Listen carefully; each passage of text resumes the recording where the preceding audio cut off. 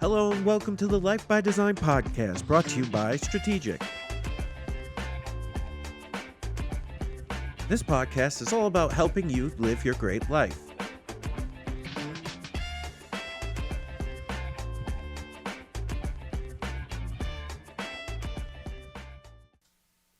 Hello and welcome back to the Life by Design podcast. Joining me this week is Laura Powers, Senior Advisor and Partner here at Strategic. Hello, Laura. Hey, Jay. Thanks for having me. Yeah, thanks for coming on. I'm really excited today. So we're basically going to be talking about LGBTQ plus community and how they fit in with financial planning, healthcare, insurance, all that stuff. So we're going to cover that today. Sounds great. Yeah. Yeah. And so for those of you at home, Laura, this is a community she likes to partner with financial planning and has an extensive background on it. And so we're going to kind of cover, some of the questions you or your family at home may have about how to prepare financially for your future and your family's future. Yep. Okay. Yep, that sounds great. So the first question I really wanted to ask, and for further reference for the podcast, we're going to be referring to it as the community, and just for me, so that I can say it without tripping up. But what does financial security look like for people in the community? I think largely financial security, like any community, is being able to live your life comfortably, work toward your goals, and achieve those goals. That said, within the LGBTQ plus community, there are nuances to that, and a hot button issue is protecting your assets and protecting your loved ones in your family. Yeah, and we're going to dive into some of this. There's a lot of nuance in there, right, for these folks, and so I want to make sure we cover some of that. But first, I wanted to ask you, at what point did you realize that you wanted to help out and work with this community to help them understand what their options are? Yeah. So, gosh, that goes back quite a ways. I've always realized that this is a community of people, largely discriminated against. They have different social, economic, financial challenges than the other folks out there. And even though having realized that for a long time, it wasn't until actually working here and I was able to serve an unmarried couple who have been together for decades, and hearing their stories, not necessarily even in financial planning, but just getting quotes for contractors to come to their home. And some of those challenges where they really had to almost present as though they were not a couple. And I remember sitting there talking to them about this and just feeling like that just doesn't make sense, and that this community of people deserve to have access to all of the same privileges and resources that, other couples do. Yeah. And so I guess with that, I think when anyone really thinks about what their options are, financial plan, anything like that, right?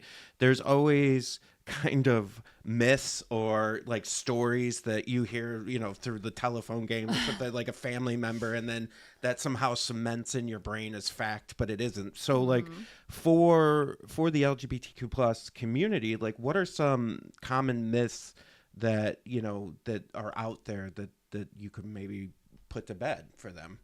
Sure. I think the biggest myth is that 10 years ago, when Obergefell versus Hodges passed the Supreme Court in 2015, legalizing marriage equality in all 50 states, providing federal protections and privileges, I think there was a myth at that time, and it's kind of carried through, that solved for everything, and that the playing field was suddenly equal.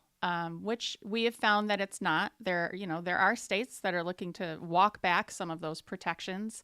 And also, I think the idea that this community of people, they don't have families, they don't build families, I think is another myth that is completely wrong. Like everybody, we do build families, whatever that family structure looks like. Yeah, and to that point, for some of these states, what are some pending laws or policy shifts state or federal, that this community should keep an eye on right now in regards to their finances or health or anything like that? Healthcare is a big one. There are a lot of shakeups going on with that right now in terms of, what certain insurance companies will cover, what certain healthcare services employers are required or not to offer their employees. I feel that in addition to the healthcare, I would say also parental rights. So, you talk Hmm. about building a family, and that's a beautiful thing. And making sure that everyone within that family is protected from, guardianship to, making sure you have your healthcare proxies in order and you have the right people set up in your team to be able to, handle whatever responsibilities you've asked of them. Yeah, and so what are some, do you think, in your opinion, documents that are like absolutely non-negotiable right now Mm-hmm. for this community to have, and why? That's a really good question. So, and this is across the board for financial planning for any client, regardless of your personal situation. Is you want to have your estate documents in place. Namely, we call it the estate plan starter kit. Hmm. You have your will, power of attorney, healthcare proxy. Those are hugely important. When you get into the LGBTQ community, in addition to having those, there's a level of specificity that is needed. So avoiding language like spouse, for example, in your Hmm. will, and very directly naming that individual helps avoid any sort of, I don't know, trying to misinterpret the Hmm. wishes put within that document. So specificity is absolutely necessary. In addition to that, hospital visitation forms, HIPAA releases, there's just a little extra work that should go into these documents for the community because the reality is we just don't know who we're going to face when we go into a hospital or we go into a school, and we want to make sure that families are structured to be able to live their life authentically and be protected along the way. And this is kind of planning around chosen family when some state laws default to blood relatives, right?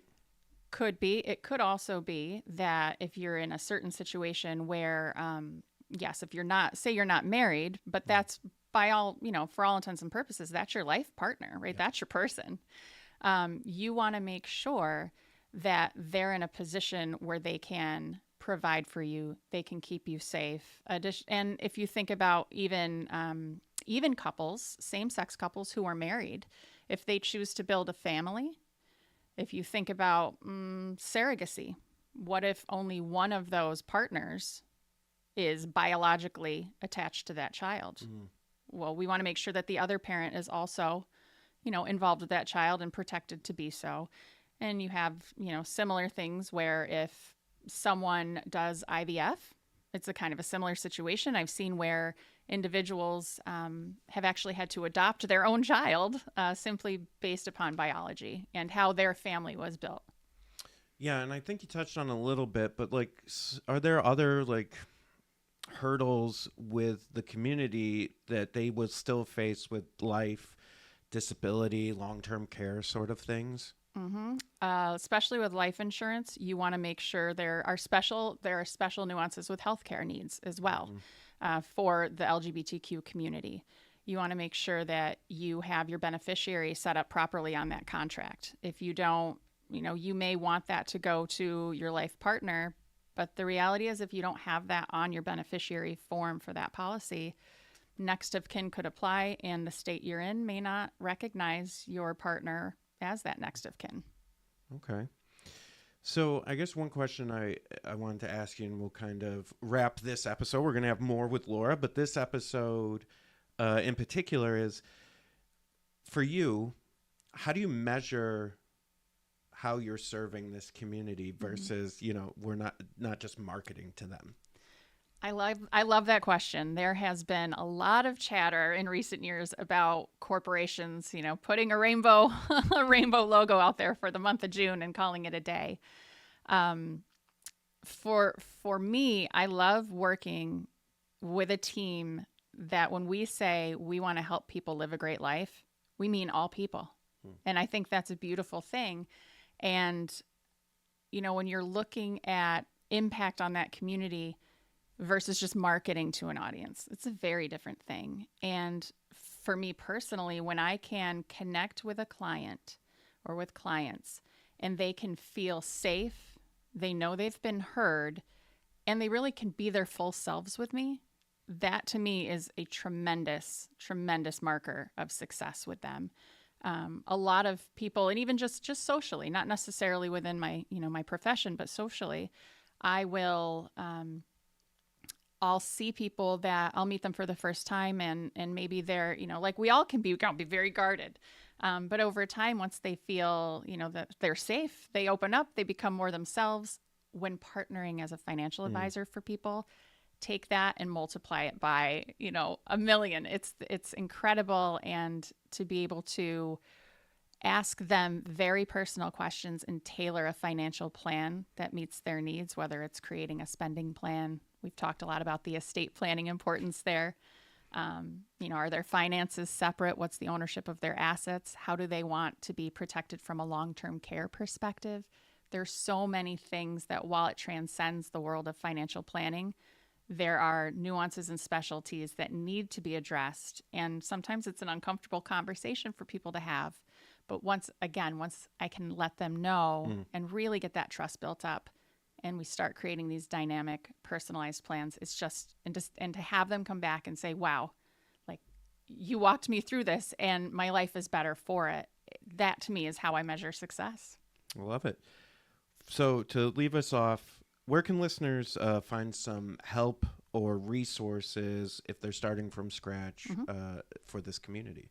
Yeah, well, I would say definitely call us because as a lot of people out there know, if you're listening, we never turn down a conversation. And if it's not the right time for a partnership, darn well, we're going to give you some really good guidance going forward. That said, if you're not up for a phone call, you can always go to the Human Rights Campaign website, HRC. They have a lot of really great information, everything from healthcare to legal assistance to creating a very basic financial plan. It's pretty great. That's great. Well, thanks, Laura. Really appreciate it. Thank you, Jay. Appreciate your time. This podcast is for educational and informational purposes only. Please see the full disclosure in our show notes for more information.